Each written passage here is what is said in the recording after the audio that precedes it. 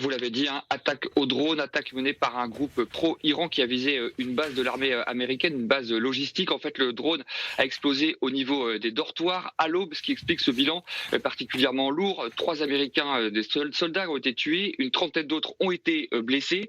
C'est la première fois, effectivement, depuis le début de la guerre à Gaza que des soldats américains sont tués dans la région. Alors, il faut rappeler que ces derniers mois, les bases américaines au Moyen-Orient ont subi des attaques répétées, à chaque fois menées par des groupes soutenus par l'Iran. Attaques de drones, attaques à la roquette, mais jusqu'ici, ces attaques avaient fait peu de dégâts et encore moins de victimes. Alors Joe Biden a réagi, il promet des représailles, nous répondrons, dit le président américain, cette attaque ne restera pas impunie.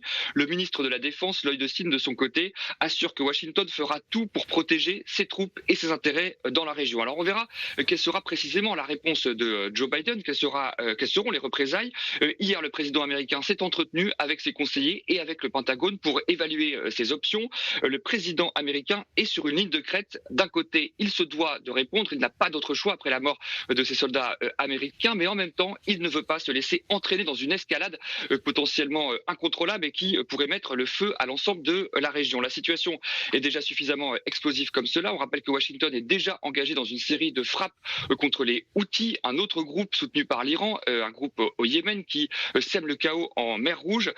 Et puis, pour compliquer encore un peu plus l'équation, Joe Biden est sous la pression politique des républicains qui sont montés hier au créneau pour dénoncer la faiblesse du président américain. Il lui demande, entre guillemets, de traiter le mal à la racine en menant des frappes directement contre l'Iran.